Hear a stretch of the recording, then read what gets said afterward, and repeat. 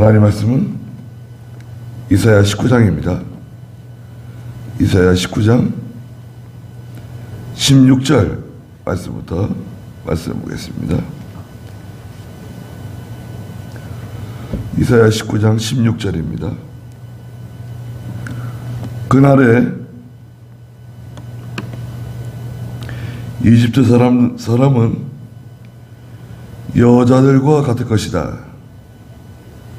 그들 만군의 여호와께서 그들 위에 흔드시는 그의 손이 흔들릴 때 두려워 떨 것이며 유다 땅이 이집트 사람에게 두려움이 될 것이니 만군의 여호와께서 이집트를 향해 세우신 계획을 기억하는 자마다 두려워 떨 것이다. 그랬습니다. 10절에서는 그 이집트의 기초가 다 무너지게 된다. 소안의 관리들, 또 소안의 지도자들은 어리석게 된다. 아주 지혜로운 사람들, 총명한 사람들이 계획을 세우고 어떤 정책을 만들고 국가를 세워나가지만 고급 공무원들이죠. 아주 똑똑한 사람들인데 하는 것마다 엉뚱한 길로 가는 거예요. 잘못된 길로 간다고 13절 중간에 말씀하셨어요. 잘못된 길로만 가는 거예요. 실패하는 길로만 가는 거예요. 14절에서 하나님께서 이집트 사람들이 하는 일에 혼란의 영을 섞으신다는 거예요. 어지러워지고 복잡해지고 일이 제대로 진행이 안 되고 실패한다는 거죠. 15절에서는 이집트의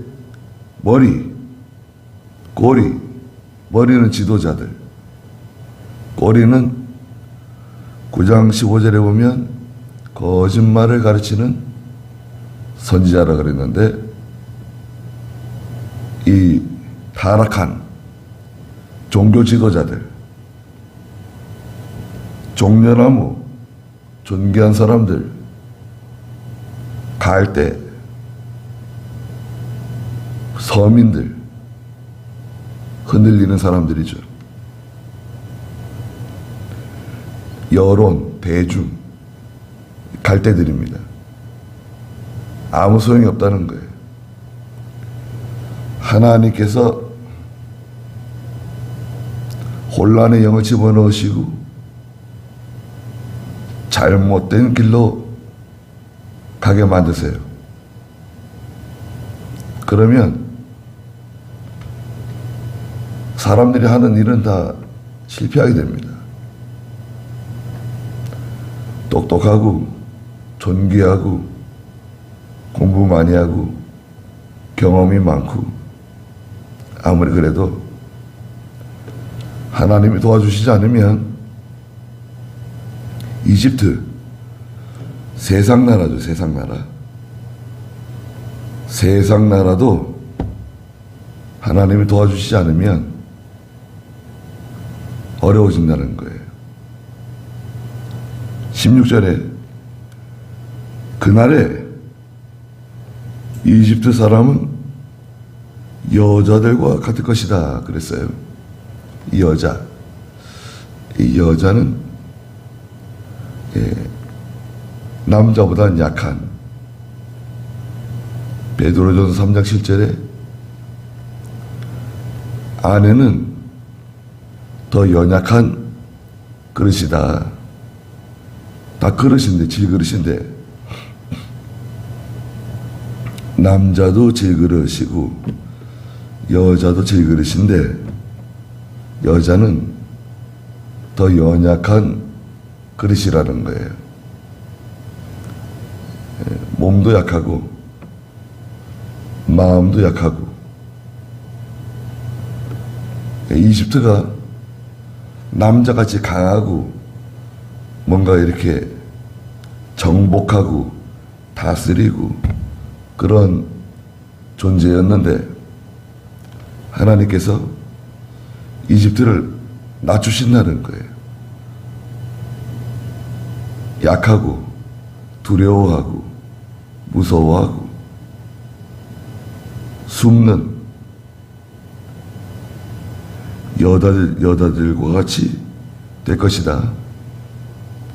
그들은 만군의 여호와께서 그들 위에 흔드시는 그의 손이 흔들릴 때 두려워 떨 것이다.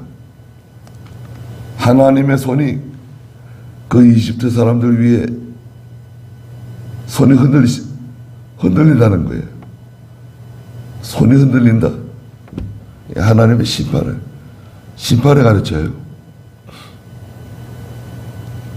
세상 나라를 심판하시는 하나님이세요. 17절에 유다 땅이 이집트 사람에게 두려움이 될 것이니 만군의 여호와께서 이집트를 향해 세우신 계획을 기억하는 자마다 두려워 떨 것이다. 유다 땅은 하나님 백성이죠. 세상 사람들이, 세상 나라가 하나님 백성을 두려워하고 무서워한다는 거예요. 유다 백성들을 두려워한다는 거예요. 그 유다는 존귀해지고요, 성장하고 발전하고 위대해지고, 이집트, 이 세상 나라, 세상 사람들은 약해지고 가난해지고 병들고 자꾸 망하는 길로 가는 거예요.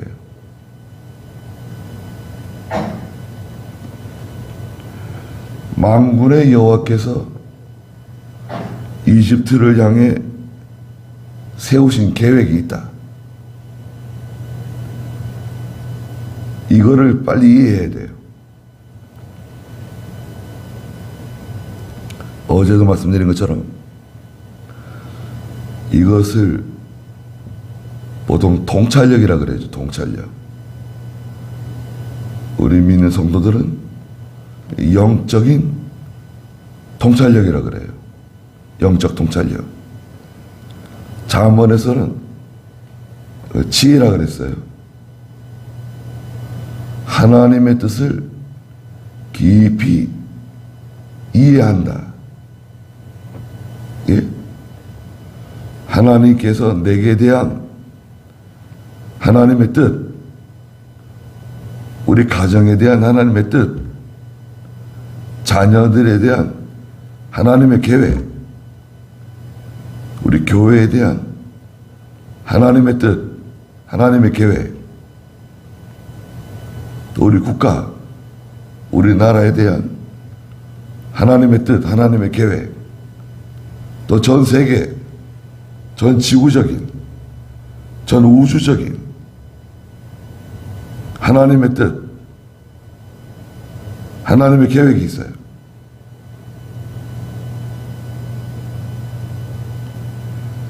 만군의 여호와께서 저 이집트에 대한 계획을 어떻게 세우셨는가? 그것을 기억하는 자마다 두려워 떨게 될 것이다.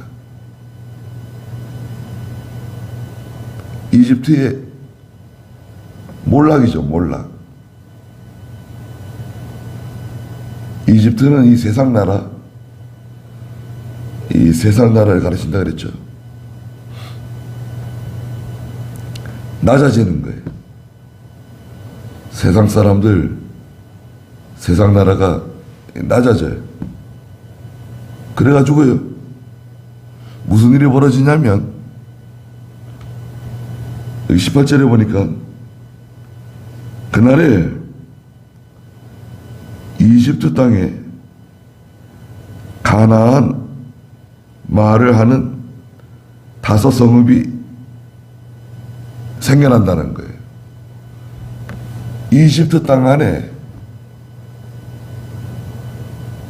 저 유다 사람들, 하나님 백성들의 말을 하는 5 성읍이 생긴다는 거예요. 요즘 우리 한국말을 많이 배운대요. 들어보셨어요? 한국말을 배우는 열풍이 세계적으로 분대요. 또 우리 한국말을 배우고 싶대요.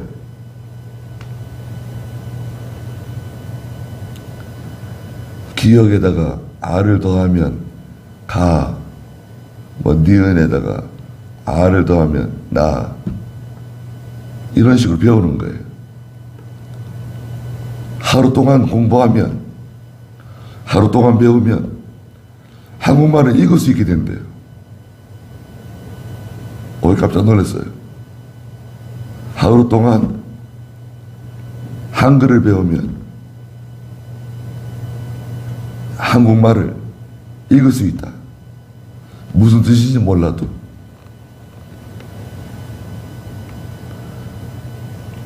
영어는 그렇게 되나요? 중국어, 일본어, 한자들이 막 섞여 있는 거. 그거 배우기 힘든데요. 네, 하나님 백성이 이렇게 존귀해지고 높아지니까 그 유다 사람들이 사용하는 언어를 배운다는 거예요.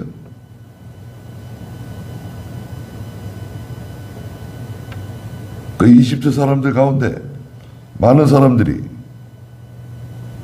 그 유다 백성들이 쓰는 히브리 말을 배우는 거예요. 5 성읍이 있다. 이 5이라고 하는 숫자는 많다는 뜻을 가지고 있어요. 딱 5개뿐만 아니라 많은 성읍이 그 가나안 사람들, 유다 백성들의 말을 배운다는 거예요. 5달 동안 고통받는다. 계시록에 9장에 말씀하시고, 또 노아 홍수 때 5달 동안 물이 차 있다가 150일 물이 빠지죠. 5이라고 하는 숫자는 성경에서 만수를 뜻해요. 아주 많다는 뜻을 가지고 있어요. 만군의 여호와께 대한 충성의 맹세가 있다. 18절 중간에 이집트 사람들이 하나님께 대한 충성을 맹세해요.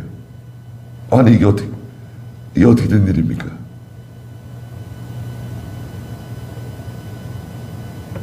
유다의 백성들뿐만 아니라 혈통적으로 아브라함의 자손들뿐만 아니라 이집트 사람들도 구원받는 사람이 많이 있을 것이다.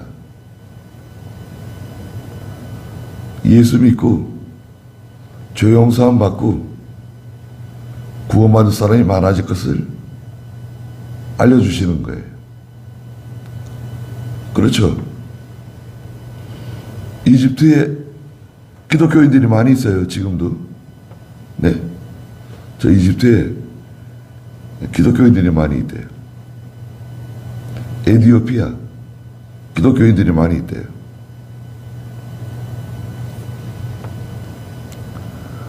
하나님께 대한 충성을 맹세한다는 거예요. 자, 하나님만 섬기겠습니다. 하나님 말씀대로 살겠습니다.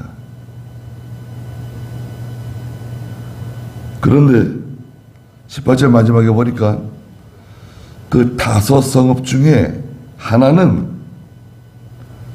멸망의 성읍으로 불릴 것이다. 그 5 성읍 중에 하나는 멸망의 성읍이래요. 이걸 장망성이라고 해요. 장망성.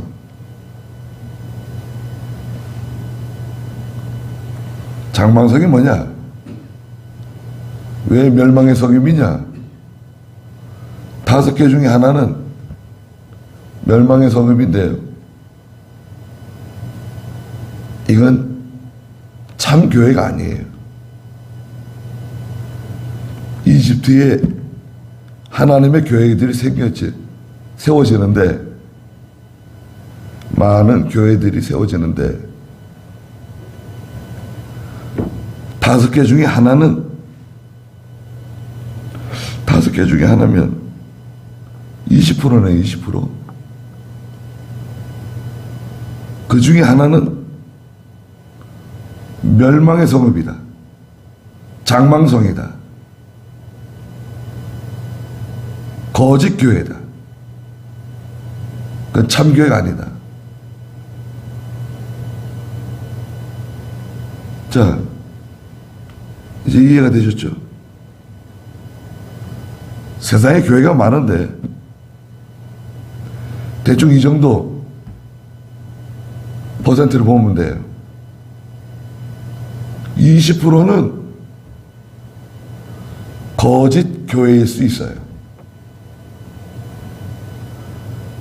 나머지는 참 교회지만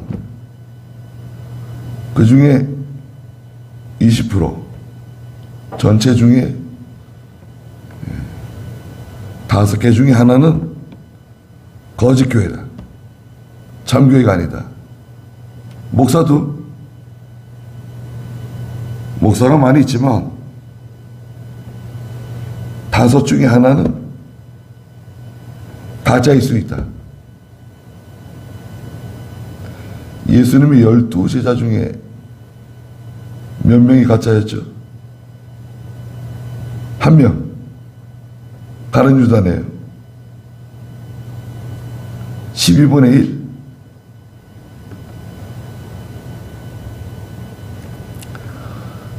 딱 그렇다 이렇게 볼 수는 없지만, 여하튼 교회들 중에서도 상당수의 교회들이 하나님 섬긴다 그러지만, 말씀대로 한다 그러지만 실제는 그렇지 않고 우상 섬기고 세상에서 뭐 잘 되고 세상에서 돈 많이 벌고 성공하고 그러면 하나님께 복 받은 거다. 믿음으로 살다가 가난해지고 직장을 빼앗기고 어려움을 당한다. 하나님이 징계받은 거다. 이런 논리가 있어요. 그게 맞는 건가요? 사도 바울이 복음 전하다가 로마에서 순교당했는데 하나님께 저주받은 건가요? 실패한 건가요?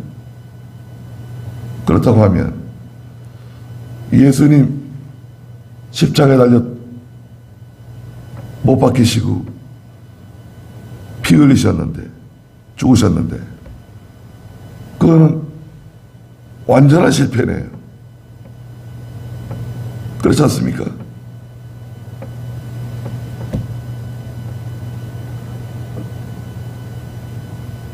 참 교회도 있고 거짓 교회도 있어요. 거짓 교회는 멸망의 성읍이다. 장망성이다. 장차 망할 성읍. 이 세상을 우리가 장망성이라 그러잖아요. 장차 다 망하고 말 수밖에 없는 이 세상 장망성이다. 19절에 그날에 이집트 땅 한가운데 여호와를 섬기는 제단이 만들어진다는 거예요. 이집트 땅 한가운데는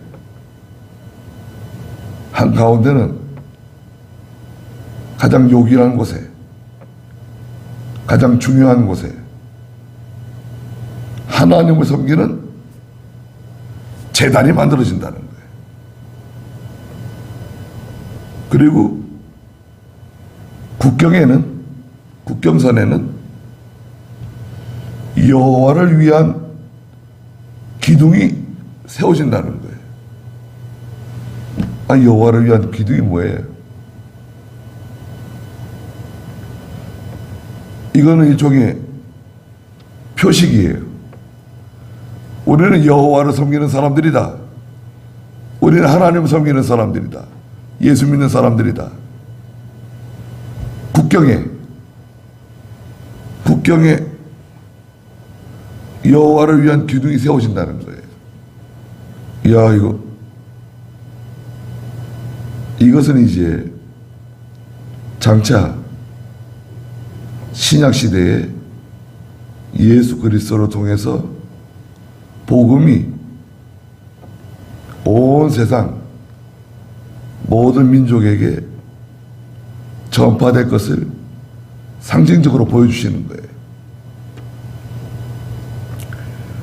이집트에도 복음이 들어가고 아시리아에도 복음이 들어가고 그렇잖아요. 이집트는 저 남쪽이에요. 남방에 있는 모든 나라들. 아시리아는 저 북쪽이에요. 북쪽에 있는 모든 나라들. 공산권에 있는 모든 나라들. 하나님 없이 살던 모든 사람들. 남미 사람들. 아시아 사람들. 아프리카 사람들. 중앙아시아 사람들.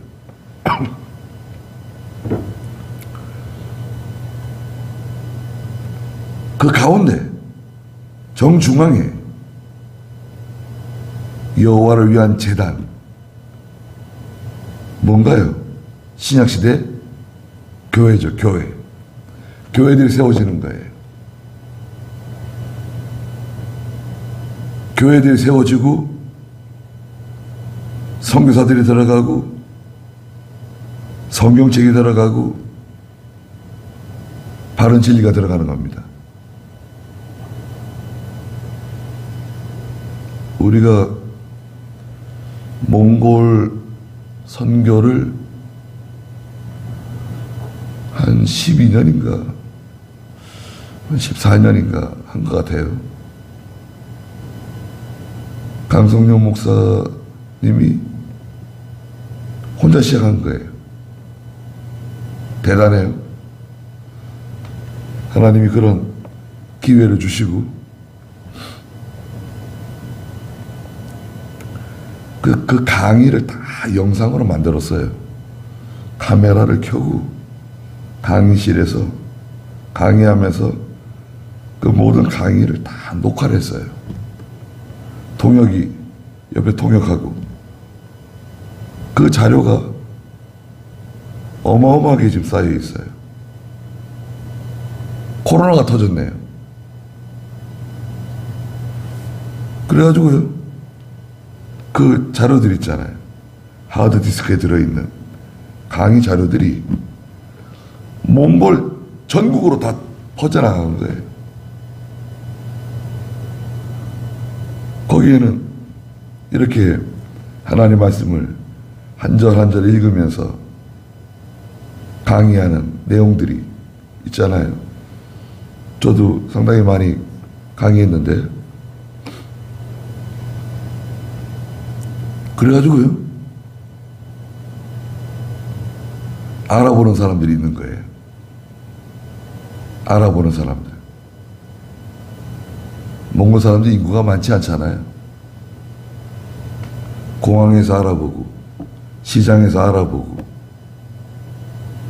알아보는 사람들이 있대요. 강의 들었다고, 강의 봤다고. 그리고 무슨 소문이 퍼졌냐면요,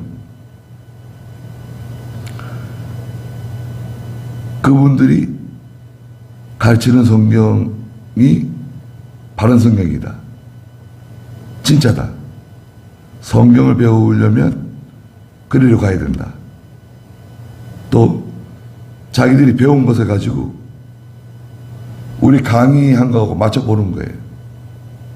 맞는가 틀리는가. 우리가 진짜고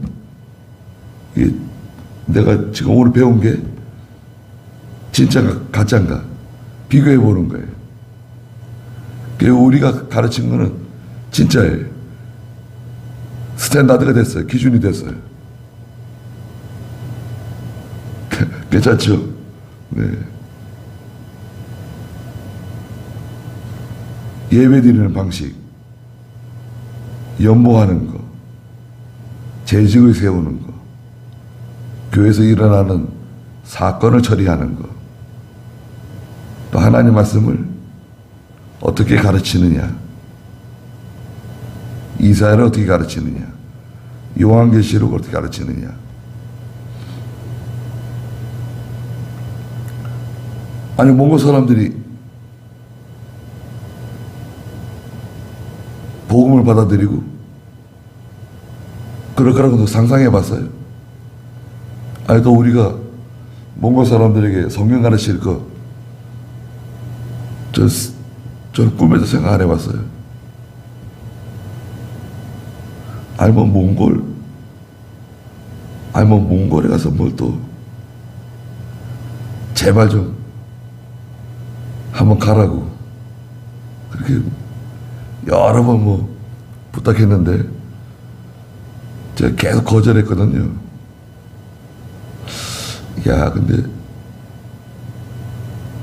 그것도 복음 전하는 거니까 한 번만 가보자. 가본 거 아니에요. 말씀 잘 듣더라고요. 보람도 있고. 그래서 10번, 한 10년 이상 갔죠.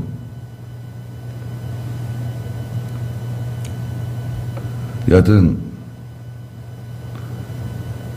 여호와를 위한 기둥이 어디 세워질지 몰라요. 저 사람 전혀 예수 믿을 사람 같지가 않고, 저 사람 하나님 영접받을 사람 같지 않은데 예수 믿을 수 있어요. 예수 믿어도 아주 진짜 예수 잘 믿는 사람이 될 수 있습니다. 어떻게 될지 몰라요. 그게 복음을 전하는 거예요. 이집트에 여호와를 위한 기둥이 세워지고 정중앙에 제단이 만들어지고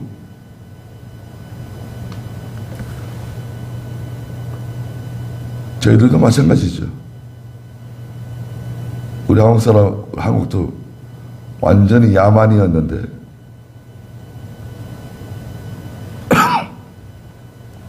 우리에게 복음이 들어와가지고 이만큼 우리가 하나님께 복을 받은 거 아닙니까? 우리도 이제 복음에 비친 사람들이니까 또 우리가 복음을 전해주고 또 가르치고 그렇게 하는 거죠. 거기까지 하겠습니다.